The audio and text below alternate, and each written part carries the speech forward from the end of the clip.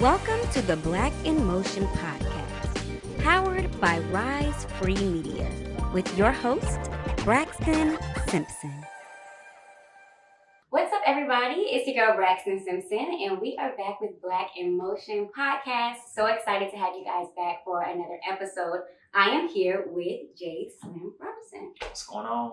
And we're so excited to have you just to talk a little bit about your journey as a creative, as a serial entrepreneur, and just to dive into it all. You've been doing so many amazing things here in the Raleigh-Durham area, so I'll let you introduce yourself. Like you said, I'm J. Slim Robertson, better known as Slim. I'm the Slim creative director, photographer, experience curator, multiple studio owner, instructor. We're actually here now in the studio. In my studio. Yes. And I'm a dad. So. Yes, and a dad. We love that. We love that. So I'm so excited just to get into your journey today and talk a lot about the things that you've done, the things that you've been through, and just kind of how you're moving forward each and every day. So we'll start with rebuilding and thriving post the 2024 election and just the pandemic. So just to kind of kick off, what are some of the biggest lessons that you learned about just resilience, and personally and professionally, but especially during the kind of post-pandemic phase? Because I know you've been creating for a long time. Mm-hmm. So I'm sure during that time it was kind of challenging. And then, of course, we're now in another era of life where things are kind of challenging again. So just wanted to know how you've been resilient through that.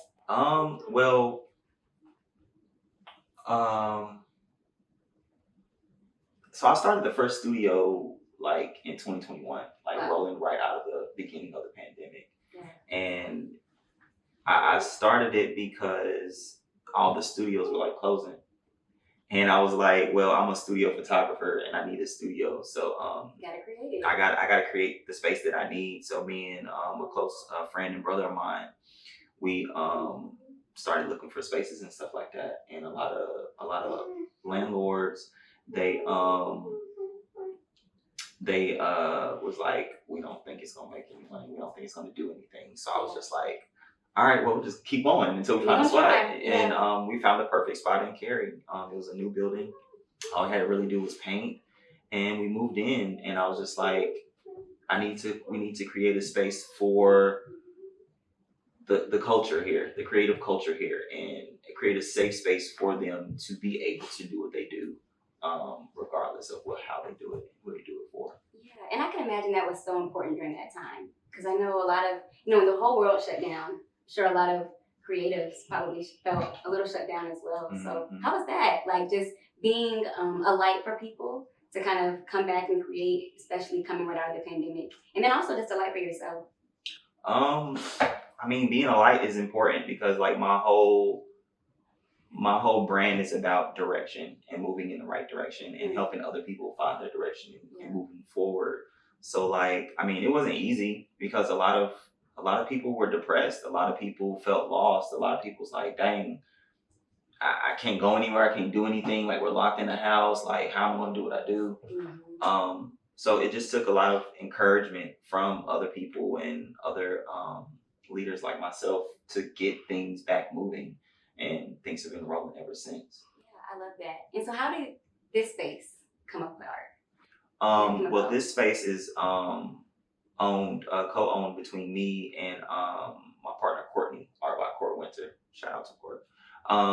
And we've been working together since 2018, when we hosted our first event called Winter and Slam Shoot Experience. It was like a big power shoot thing. Okay. And we've just been cool ever since. And she came at the beginning of last year and was just like, I think it's time for us to get our own space. I love that. And it wasn't planned. I wasn't planning on opening up another space. And I was just like, let's do it.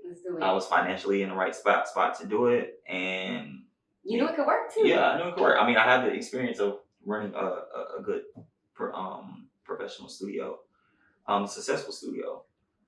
So we was looking for spaces. Same thing we did with Creative Camp in Cary. And this space came up downtown Durham. It used to be a beauty salon. Really? Yeah. Okay. And it needed work. I'm trying to see it. We had to redo all of the floors. We had to repaint. We put in the archway ourselves. And then we've been open and moving forward with things. It's absolutely beautiful. Thank you. Yes, you all did great. So, kind of taking a little shift, in what ways did the political and social climate of just the past few years kind of influence the type of work and the product or the spaces that you've created? I felt like with how the political climate is, it's so like it's also dividing. Like it brings everybody, it pulls everybody apart, and it makes you choose a side and be over here and be over there. So I think if anything, all that did was force me to even go even harder to bring us all together and give us common ground to do things. Like we don't need to be worrying about what they're doing over there. We have to focus on creating our community and building up ourselves and giving ourselves spaces. I love that. Creating our own spaces. And exactly. That's obviously what your entire brand is about. So could you talk a little bit about how you built community? Of course, I know you've done that through your studios, but I know there's a lot of other things that you do as well. So like my whole thing about creating community, especially in the RDU in North Carolina as a whole, is like we have so many like creatives and incredible talented and gifted creatives in our area, and they always feel like they have to move somewhere to get support or find a job and things like that. Right. So like I wanted to give us a home. Even if you go to New York, LA, Atlanta, whatever, you can always come back, and you have your community here and your support here from abroad. So like I started with like doing actually Creative Camp was like the start of it, because we would host like small intimate events there. Creative mixers, the kickback, the headshot happy hours, things like that. And then once Creative Camp grew and became like its own thing, I started just branching out and collaborating with different creatives and different groups around the area to host bigger events and things like that. That are still like creative forward, but it's also to cultivate a space where people outside of our immediate creative circles can be around creatives and be like, oh, this is a vibe. That's important. Yeah. Right. Because for those people that might not really fall in that space, there's still something that we all benefit from y'all's creativity, you know? So. And there's always, most creatives are creative entrepreneurs too. So the non-creatives are usually your clients, right? And the brands that want to book you for your services. Yeah, and stuff like we don't have that skill. Right, exactly. So like having them in those spaces benefits everybody, you know, and it's always a vibe. Yeah, I love that. So we'll take a little shift to adulting while Black. So navigating career, finances, mental health, all the things. So as someone who is juggling multiple ventures, how do you set boundaries to maintain your mental health and your creative energy? Setting boundaries for mental health and creative energy. I had to learn to say no. I've had to learn to say no and understand that all money isn't good money. That's a good one. Like just because someone's willing to pay you X amount of dollars doesn't mean that you have to deal with inconsistency, craziness, not following through on their end of things, and dealing with abuse and disrespect. Like a lot of people think just because you sell a service or a product or something like that and they're willing to pay for it, that you have to take whatever they give you. And that's not the case. And that's really important. And I think especially for us as Black people, especially a lot of times being the first to do something in our families or the first to maybe own a business or do whatever, sometimes it can feel that way. Like we should just take what we're given. And I feel like that's kind of what society has taught us over years and through generations. But I feel like we are the generation that is starting to say, no, like I know my worth. Yeah. That's good money, but maybe it's not my money. Yeah. You know? Yeah, like you were saying, like they always say like you should be grateful, you should be thankful that I'm even, and I'm just like, nah, because I know my worth and I know the experience and the service that I give, and you won't be my last client. You won't be my client at all. Yeah. So just as they choose you, we choose them as well. Exactly. And more, I hope and wish that more entrepreneurs, especially creative entrepreneurs, learn their worth so they know that they have the power to say no. And they may be struggling, to pay a bill this month. So they're like, I need this job. But in the long run, your mental health and your peace is way more important. Yeah. Because if you don't, and you just start taking on any kind of job and taking any kind of abuse from people, it's going to wear you down, and it's going to take away the passion that you have for what you do and why you do it. Right. And that's important. That's really important. So as someone who's constantly producing, how do you manage the pressure of kind of just to always produce and making sure that you're making room for rest and alignment along the way? So I've been doing this for a while, and honestly, I don't have that pressure anymore. That's good.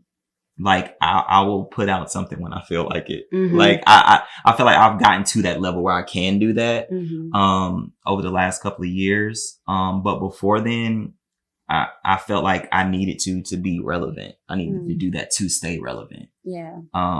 And I wouldn't take breaks, and I wouldn't, and I would let imposter syndrome creep in and things like that. And just, I got to be like this person and this person. I need to shoot this. And I'm just like, it was wearing me down, and burnout, set in, and burnout is very real. Especially if you can't recognize it. But yeah, I just won't do nothing. I feel that even as someone who just creates content, if I don't feel good, it's hard to post anything. Mm-hmm. Like if I don't feel it, I feel like I'm showing up fake and like not authentic to myself. So it's hard to create when you're not in a great space. Exactly. Yeah. And creativity comes from a very personable space within you. Like it's not just like going to work, putting up this and that, and then clocking out. You know what I'm saying? You are real creatives. They really don't clock out. They're all day, every day, going, always going. Especially for me at night before bed, like ideas just coming. I wish I could turn it off. I just saw this meme the other day. It was like entrepreneurs at 2 a.m. Like it was like eyes half shut, just like the ideas coming, just coming, spiraling. Because that's when you have quiet and peace. Especially if everything's turned off and there's no like interference. Like your brain is gonna start kicking up and just thinking. So yeah. And speaking of like that quiet and peace, you're a busy person. You have several businesses. You're a father. How do you find that sense of quiet? And what is that for you? My sense of quiet is probably like just like being by myself and like watching TV. Yeah. Like real simple things where I don't feel like I'm having to work or having to do something. Or having to think too much. Like I'm really big into just watching YouTube. And like I feel like you can tell a lot about a person from like their YouTube watching. You sure can. I watch sports stuff, anime stuff, video games. I watch random videos on like what is the best ice cream in America, or the history of naming the oceans, just different things like that. Just random stuff you don't have to know, but some stuff I don't nice have to know. Things don't. Yeah, it's just it's entertainment, and it's also a way for me to not get so stuck in my creative genre. Yeah. Because that also can cause burnout. Yeah. So like it's overconsumption of something that you're constantly doing, it will burn you out, and then your ideas start to stagnate. Right. Because they can't think no more. They can't think no more. And creativity is built from experiences and experience in different things. So like if you're only doing your thing, you're only consuming your thing all the time, you're not gaining any new experiences. Yeah. I feel that. No, that's good. That's good. So what do you wish like more Black professionals, Black creatives knew about building a sustainable career in this space? I wish they knew that their art or their service or their product is worth it. You know what I'm saying? Even if you're not pulling in, 6 figures a year and stuff like that, right? You still matter, and what you do still matters. And as long as it matters to you, that's really all that matters. You know what I'm saying? Someone will see the passion that you have for it and want it. And want you, but you have to be behind it 100%. You can't start doing things just for other people. Right. Like you don't create for other people. You create for yourself first. That's like with my photography, I create images that I love and like I would want to hang up and create your own style. Exactly. Yeah. And people like what I like, and I understand that I'm not for everybody, Mm-hmm. and that's okay. You have a specific client. You have a specific client, and every client isn't your client. Mm-hmm. That's a good point. And I think also when I think about just young people and entrepreneurship, I think a lot of problems that we kind of have is taking that step of like actually going into full-time entrepreneurship, or just, even if it's not full-time, just taking the leap. Mm-hmm. How was that for you? And especially since you've been able to sustain it, I think that's the starting part is I think what gets people held up a lot. So I graduated college. I'm about to age myself. I graduated college in 2012. Okay. And right out of college, I had a job with Budweiser through a distributor. And I was doing graphic design. That's what I went to school for. I went to school for graphic design. Okay. So I had a job then, but I also had like my own business called Days Designs, where I was doing graphic design, logos, postcards, business cards, websites, yada, yada, yada. Yeah. So for a long time, I've always had my own business and worked a job. Mm-hmm. And then I got to a point after I had switched over from doing graphic design to just doing photography and creative directing and stuff like that, that I could no longer make more money because I didn't have enough time. That's a good point. That's where I'm at right now. Yeah. So you hit the ceiling of where you can't increase anymore because you don't have the time. And if you're working your job and doing this, the job is eating your time. Mm-hmm. So me personally, I'm not ever going to tell you, be like, hey, bro, quit that job. Just go out there and do it. I'm like, no. You got to do what you got to do. Do what you got to do. Mm-hmm. Make sure you're stable and secure. And then once you get to a point where you're like, you know what? I'm doing pretty good. If I just had a little bit more time, I know I can bet on myself. I can do that. Yeah. That's when you quit your job. Mm-hmm. So that's what I did the first time. Okay. So I quit my job. This is before my daughter was born. And things were going smooth. And then my daughter was born. It's like, okay. I was like, okay. Uh-huh. I'm gonna need some more money. I'm gonna need some more stability. I'm gonna go back to work. I'm gonna have to go back to work. So I went back to work. Right. You gotta do what you gotta do. I went back to work, and I was working for, I think, the three or 4 years. Mm-hmm. And the same thing happened again. Business started increasing, and I was still doing very well in my other business. And the first studio was created during that time while I still had my other job. But I had the studio. I was teaching workshops, and then I was doing photography and helping others with their creative projects. And managing fatherhood. And being a father. Yeah. And working a job. Mm-hmm. I was working with the real estate commission in the communications department. So like I was doing a lot, and I was tired. Yeah. So I was like, you know what? I think I'm in a stable position. I have good money coming in. I'm making more in my own than I am working here. Right. And I know I can expand if I had more time. Right. So I quit again. There we go. I like this story. So I quit again. And I've been, again, working for myself for 3 years. Okay. Congratulations. Thank you. Appreciate it. I like that you stuck with it too. It's the persistence. Because I think sometimes we get stuck like, oh, if it doesn't work out, then I just got to give up. No, but you shift. It's a journey. It's a journey, and you can shift. Mm-hmm. Like you can start something and it not work out, and you just kind of like pivot and shift to try something else. Yeah. But it still needs to circle around like your core of what you're doing. Like I'm a creative. That's what I do. I'm the slim creative. And it doesn't matter where you're doing it's it not at. Where I'm doing it at, or who I'm doing it for, who I'm doing it with. Right. Like, as long as I can create and create something beautiful and authentic, then I'm gonna be good. I love that. So we're going to take another shift into the intersection of identity. So being young, Black, and male in just today's America.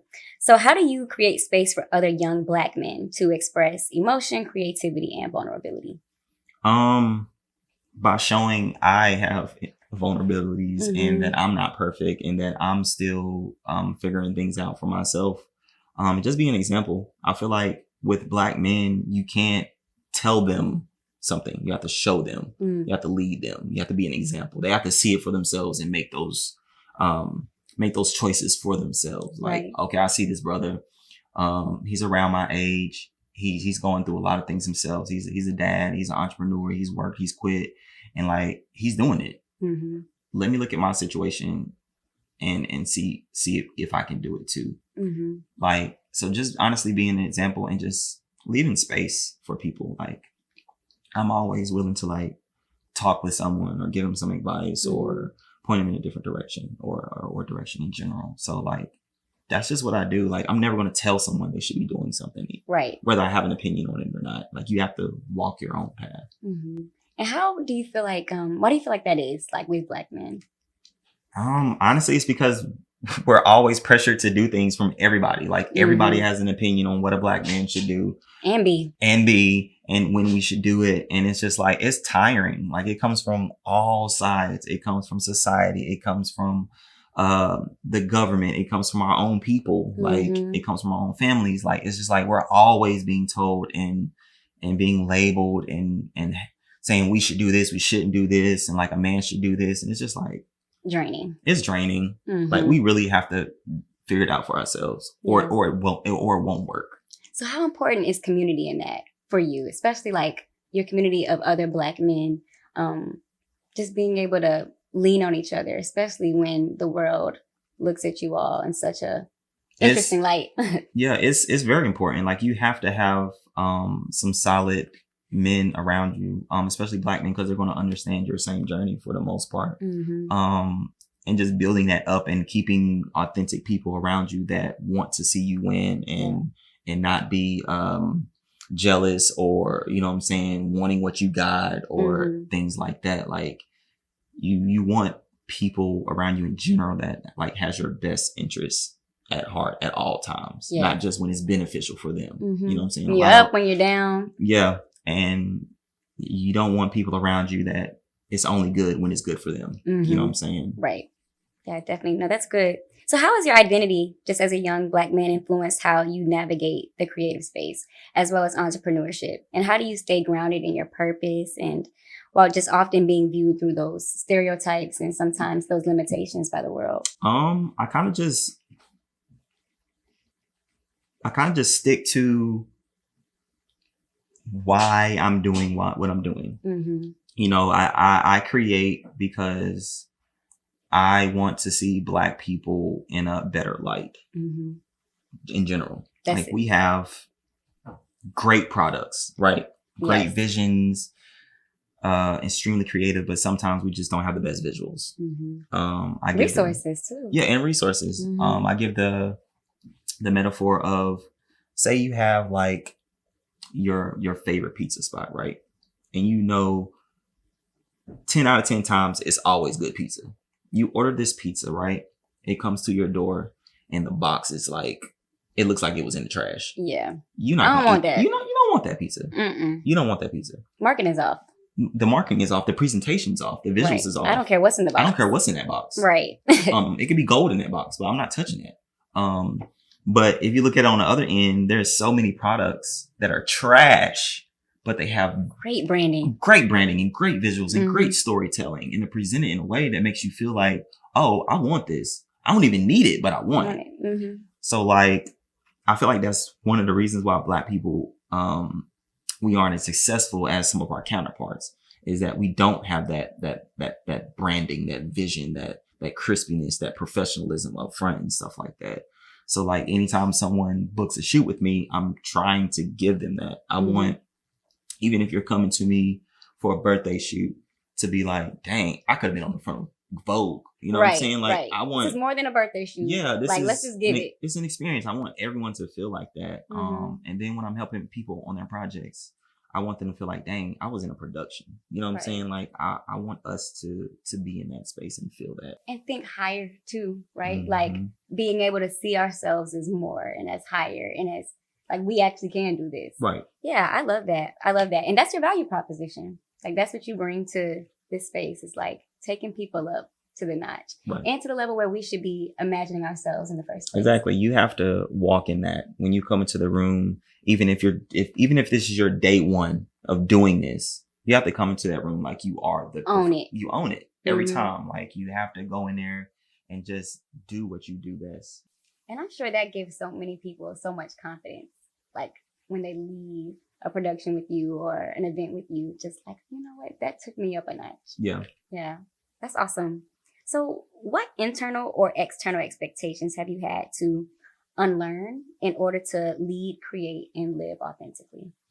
Internally, probably the imposter syndrome. Okay. Looking at other creatives, especially Black creatives, and Black men in the industry and things like that. I'm like, dang, why can't I be there? What am I doing wrong? And I had to realize, like, they're walking a different journey. Right. They're in a different city. They have different connections. Like, they lived a different life. And I had to just focus on creating my path and my vision and focusing on why I'm doing this. Run your race. Run my own race. Like, you have to figure out your own why. Because if you start looking at everyone else and trying to walk their path, you're never going to do it right because you're not them. Right. You have to focus on yourself. So that's honestly an internal and external thing because the pressure is real. Right. And we're pressured so much mentally, but we're also pressured like financially to like perform. Like, we got bills. Right. And the bills are only getting higher. They're getting higher every day. So like, we're pressured to make money. Like, so there has to be this balance of, I need to make money, but I also still need to stay true to who I am and why I'm starting doing this. So finding that balance is like the key to staying balanced yourself. I like that. So let's talk about community and culture and just preserving and evolving Black identity, because I know community is something that's really important to you. So through your studios, events, and designs, how do you intentionally honor Black culture? First off, when it comes to a venue, I always try to use a Black venue. I know that's right. Like, it's gonna be Black. I'm with you on that. That's exactly why we're here today. Yeah, right. Yeah. I'm like, so if we're gonna do this, it's gonna be Black. So I'm trying to make sure, off rip, when you're coming to spend your money, you're spending your money in a Black establishment. Yeah. Like, and when it comes to vendors, I'm focusing on Black vendors. Other people can apply, of course, but I'm giving priority to black vendors. And that's okay. It's my space to do so. Like, and your money to spend. Exactly. And then my DJs, like, it's blackity black over here. We need a Black DJ. And right. I need someone that's gonna have the vibes. Yes. So like, anytime I'm creating space like that, I'm being Black focused, but more so, I want Black focus on a positive light. Because even just because you're a Black business doesn't mean you have Black people's good intentions in mind, in their heart. You know, we see that happening all the time. People sell out every day. Exploiting Black folks. Yeah. So that's definitely important. So how do you strike that balance between innovating and then preserving like cultural roots in your work? Preserving the cultural roots. I mean, I'm Black. Yeah. I've been Black all my life. I know that's right. I have a Black daughter. I have a Black family. Like, I went to a Black high school. I went to NC State for undergrad, but you brought your Black experience there. But we brought our Black experience there, and we made NC State Black when I was there. So like, that's easy for me to do. Like, it's embedded in me. It's my culture. It's who I am. And it's not someone I pretend to be. Like, you know what I'm saying? I don't have to put on a role. And then what was the other half of that question? Yeah. So just striking that balance between innovating and then also preserving those roots. So preserving the roots is easy.